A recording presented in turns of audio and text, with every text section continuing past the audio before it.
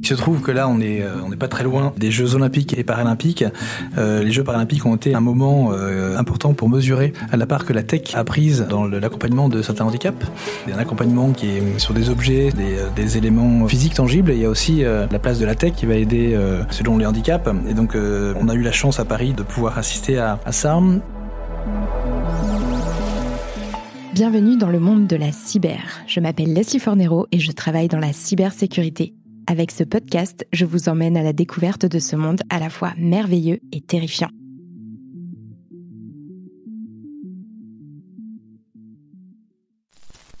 Bonjour à tous et bienvenue dans ce nouvel épisode du monde de la cyber. Aujourd'hui, je vous propose de passer un test pour connaître votre degré de vulnérabilité sur le web. Est-ce que vous vérifiez? Est-ce que vous hésitez? Est-ce que vous vous méfiez?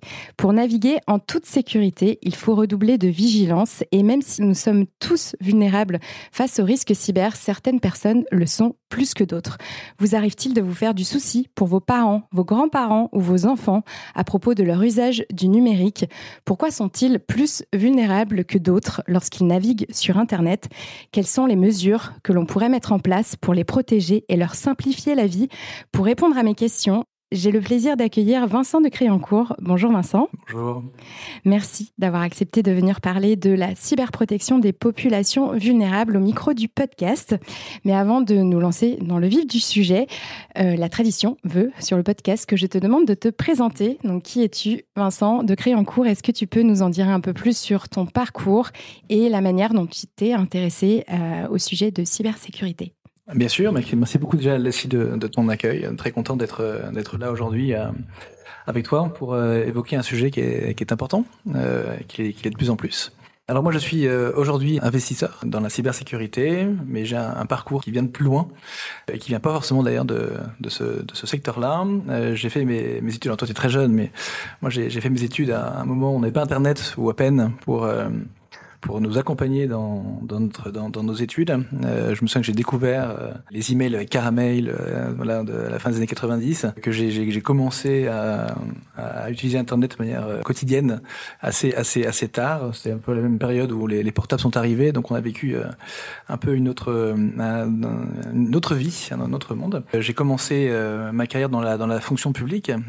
J'ai commencé au cabinet d'un ministre, le ministre de l'Intérieur, et là c'est un premier clin d'œil à mon entrée plus tard dans la cyber, c'est que la personne avec qui je travaillais au ministère de l'Intérieur, qui était le conseiller diplomatique du ministre de l'Intérieur de l'époque, David Martinon, a été le premier à occuper les fonctions d'ambassadeur aux affaires numériques au Quai d'Orsay. J'ai ensuite travaillé pour la défense, dans différents services et sur différents théâtres, et c'est là que je suis un petit peu rentré dans les sujets numérique, puisque j'ai eu la chance de travailler dans le cadre de ce qu'on appelle les actions d'influence, le SIOPS dans la doctrine otanienne.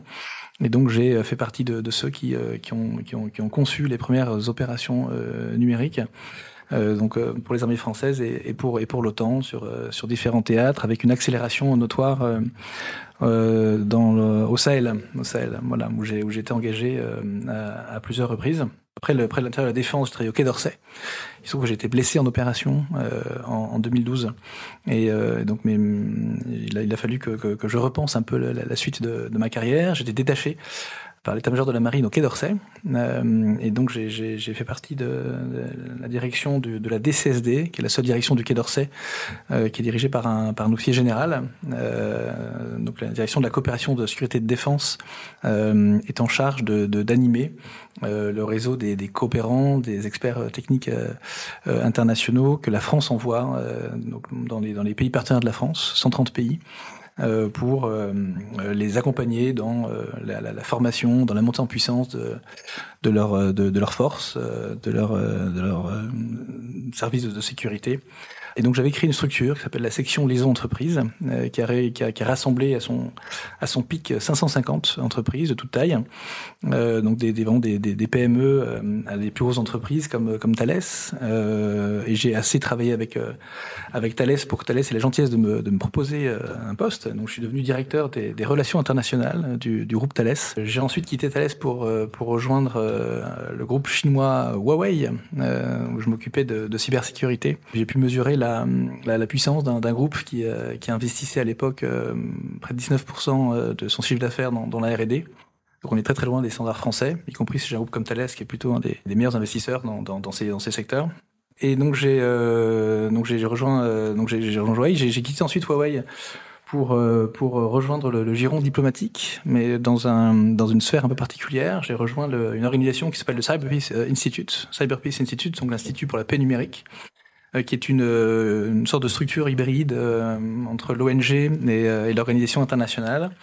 C'est au sein de cette organisation que m'est venue l'idée de concevoir un fonds d'impact avec comme objectif le renforcement des ressources, des moyens d'évoluer une organisation comme le Cyber Peace Institute qui avait plusieurs grandes missions. Et là, je rejoins le sujet qu'on va aborder aujourd'hui.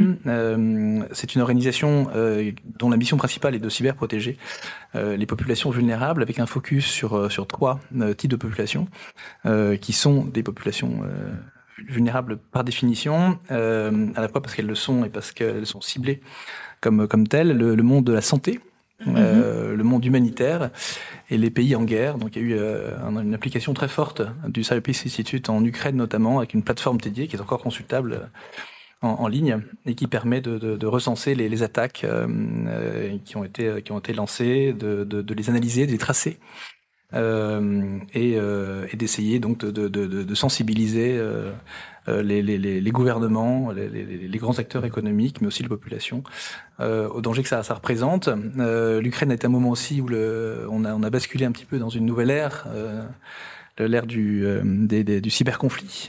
Les chars russes qui ont marché sur l'Ukraine, qui ont roulé sur l'Ukraine, ont été précédés de quelques heures par des attaques, des cyberattaques d'ampleur, pour paralyser des centres de commandement et des sites d'approvisionnement.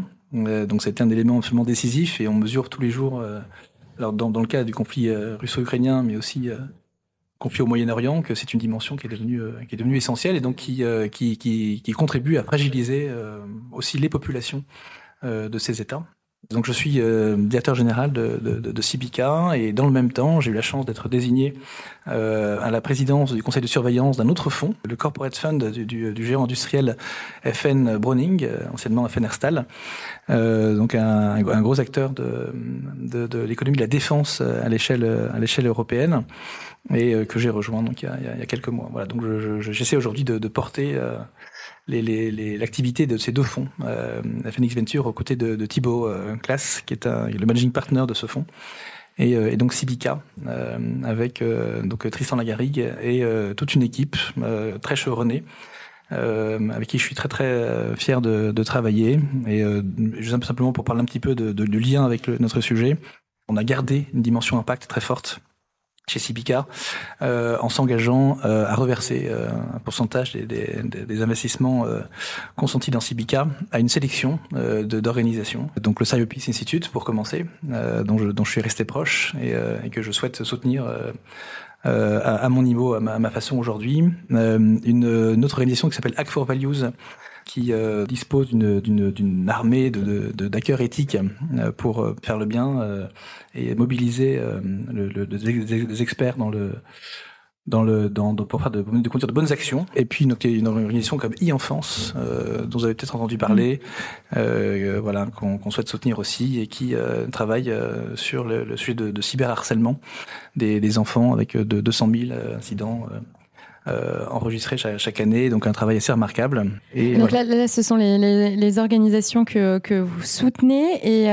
si tu peux citer un peu le type d'entreprises dans lesquelles vous investissez chez Cibica. On essaie de s'intéresser à des entreprises d'un niveau de maturité intermédiaire ou élevé, donc sont des séries A, des séries B, un peu de seed par opportunisme. On est soit leader, soit follower. On a une activité qui se décline beaucoup dans la structuration de SPV en attendant d'avoir l'agrément SPV. Donc c'est un véhicule souple et financier, une sorte de club deal qu'on crée pour quand on n'est pas encore un fonds structuré avec l'agrément MF, un processus dans lequel on est en train d'entrer, et donc les quelques mois qui nous séparent de cet agrément nous donnent l'occasion d'investir à travers cette structure souple qui est le SPV. C'est de cette façon qu'on est rentré dans Stoic, et de cette façon qu'on entre dans d'autres acteurs qui ont été identifiés au cours des derniers mois. Voilà.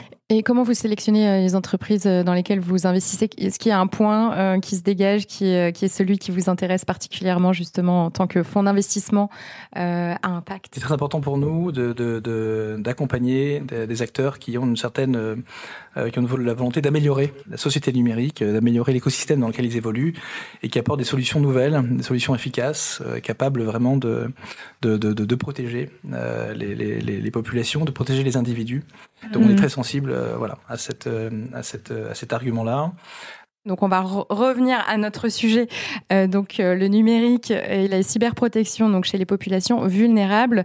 Pour rentrer dans le vif de ce sujet, je vous propose de commencer déjà par la définition des populations dites vulnérables. C'est une définition très ouverte.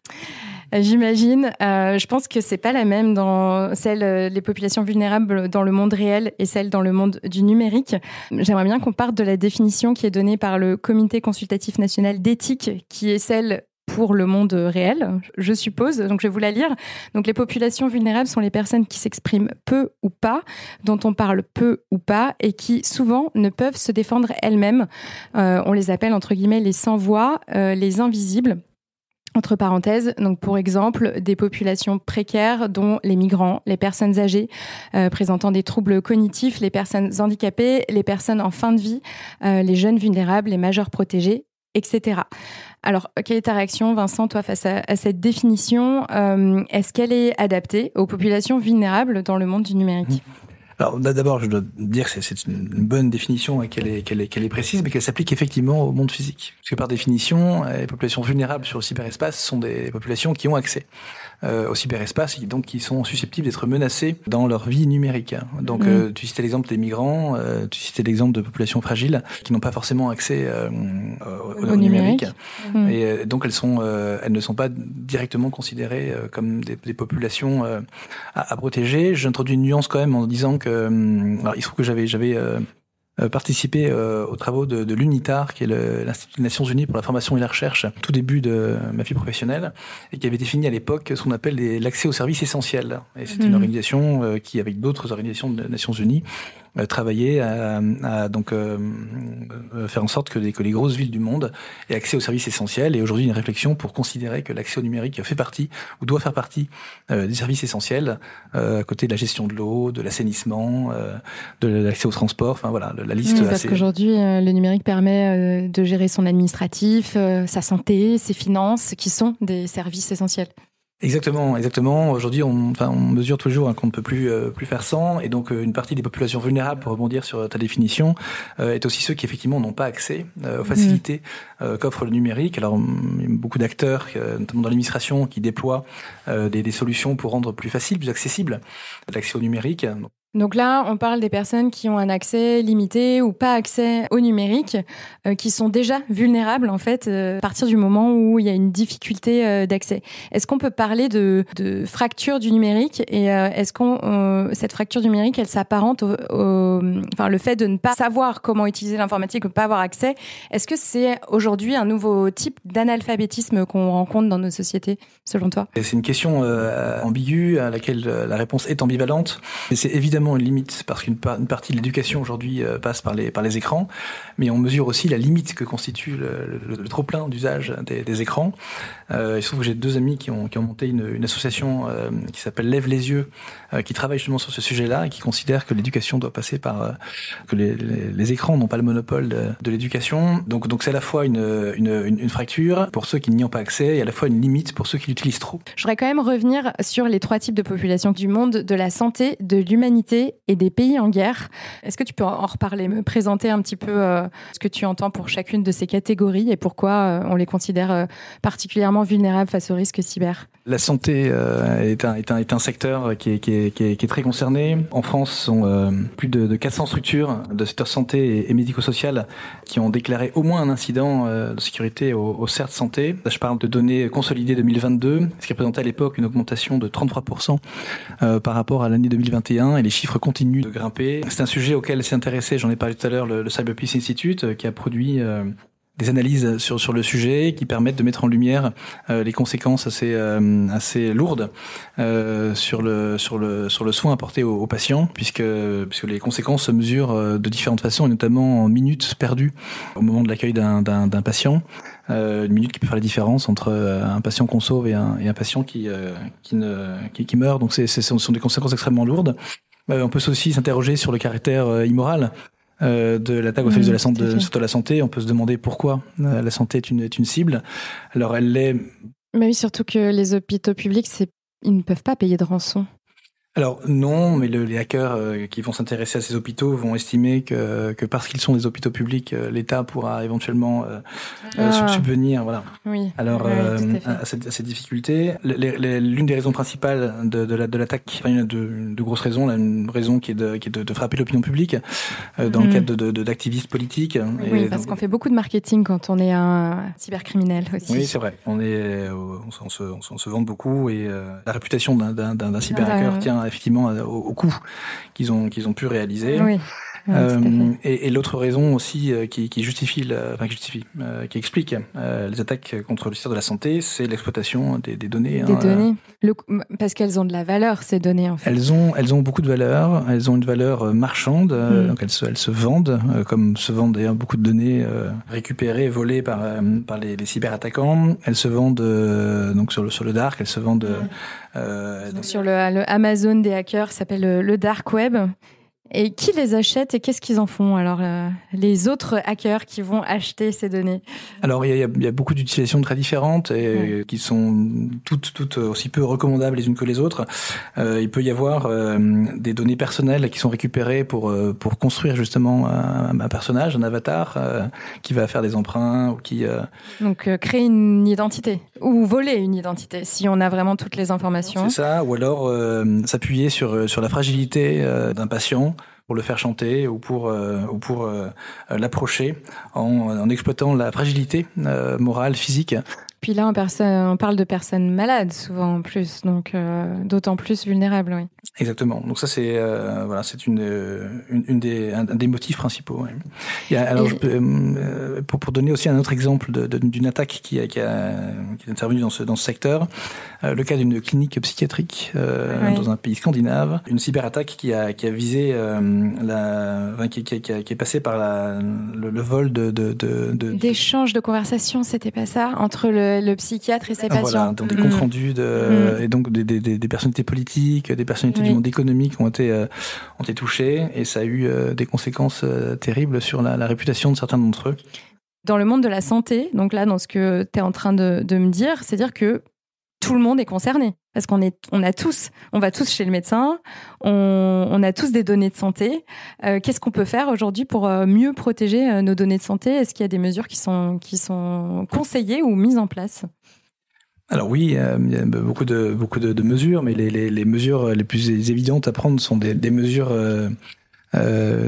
personnelles, donc ne partager des informations personnelles qu'avec des organismes qui ont fait l'effort de se doter de solutions de cybersécurité. Donc on peut, en tant que patient, quand on va voir un médecin, quand on va à l'hôpital, poser la question, de savoir quelles ont été les mesures qui ont été prises par des sites de l'hôpital. C'est pas vraiment les questions qu'on pose quand on arrive et qu'on a un problème de santé, mais dans l'idéal, oui. Mais c'est important parce que ça engage aussi la réputation de l'établissement. Ça engage aussi la confiance que vont avoir les patients, et on sait l'importance de la confiance pour un patient quand il est atteint par une maladie grave, donc la confiance pour se rétablir. Donc oui, on doit quand on entre dans un hôpital, dans un établissement de santé, rentrer dans un refuge, un monde sécurisé physiquement et numériquement. Donc c'est très important d'avoir ça en tête. On va revenir sur les deux autres catégories, donc de population ou de secteurs vulnérables. On parlait du secteur de l'humanitaire. Est-ce que tu peux revenir dessus ? C'est un sujet compliqué parce que les ONG, pour différentes raisons, sont des cibles idéales.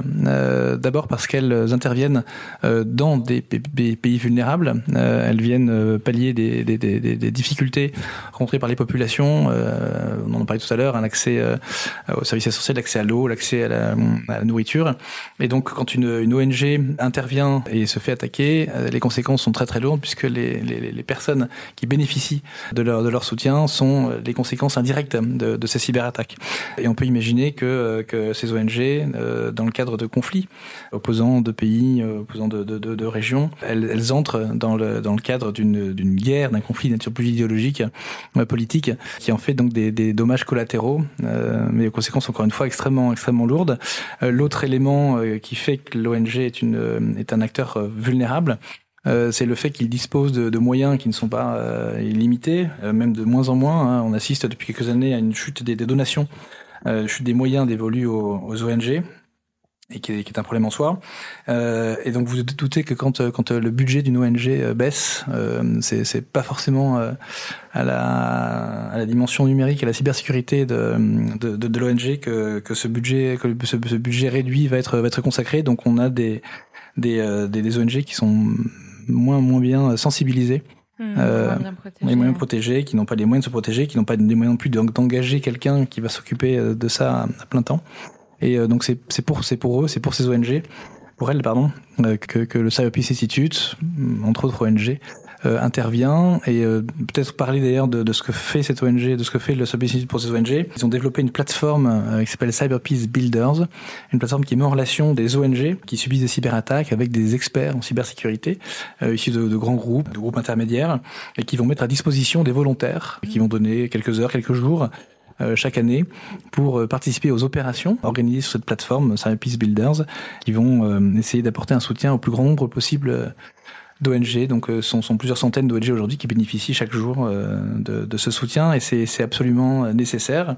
Ajouter que pour passer à l'échelle, donc le Cyber Peace Institute récemment s'est lancé dans une initiative aux côtés de la Global Cyber Alliance, qui est une entité américaine, et la mairie de La Haye, aux Pays-Bas, pour monter un fonds de dotation destiné à donner plus de moyens, plus de ressources à ce type d'acteurs pour protéger le monde humanitaire.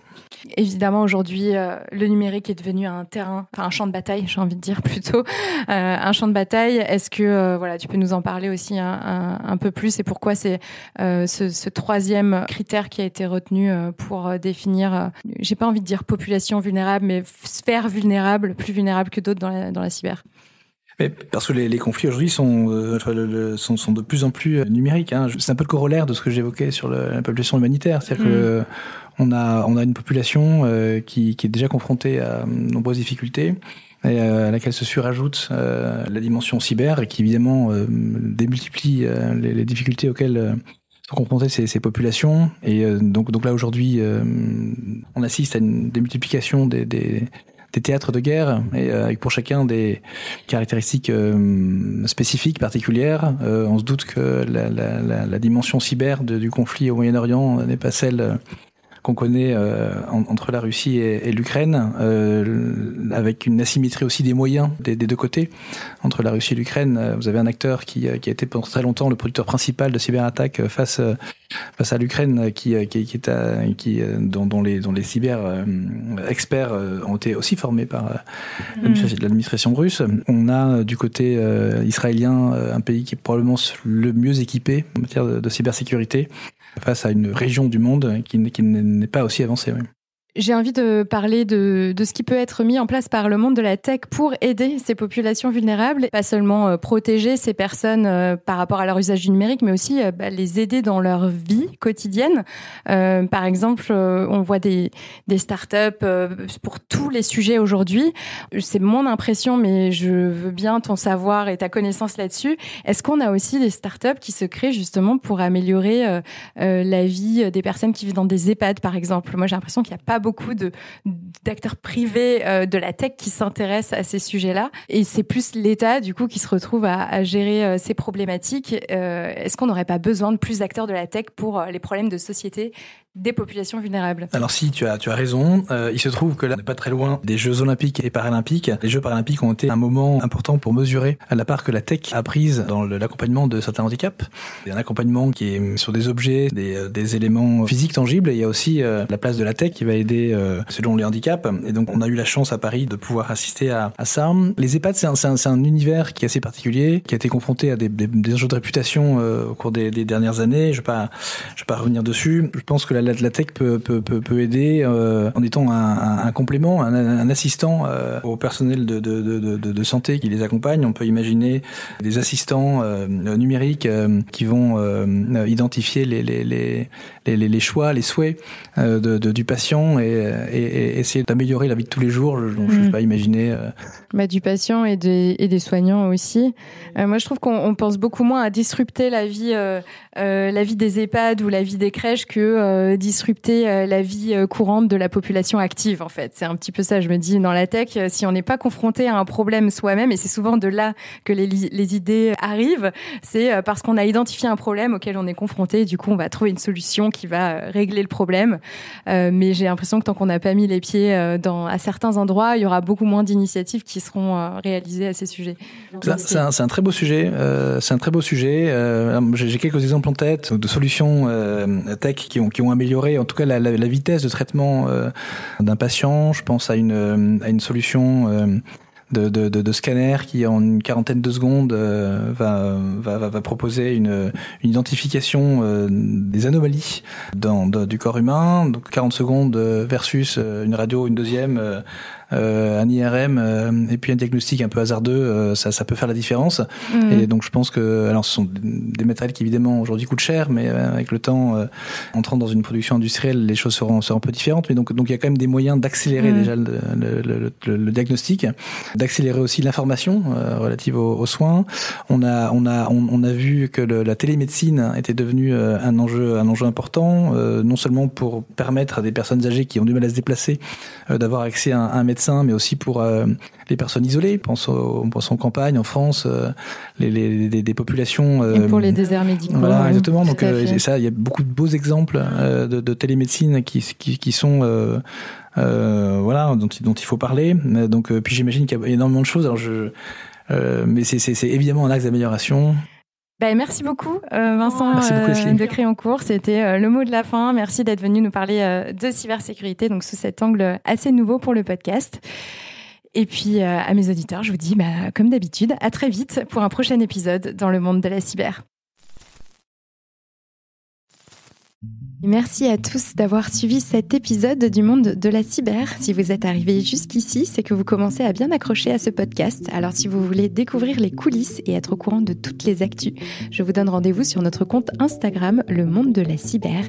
Et n'hésitez pas aussi à vous abonner au podcast et à me laisser un petit commentaire sur Spotify ou Apple Podcast. Ça m'aide beaucoup à faire grandir le projet et ça me fait super plaisir de lire tous vos petits messages. Merci à vous et à très vite dans le monde de la cyber.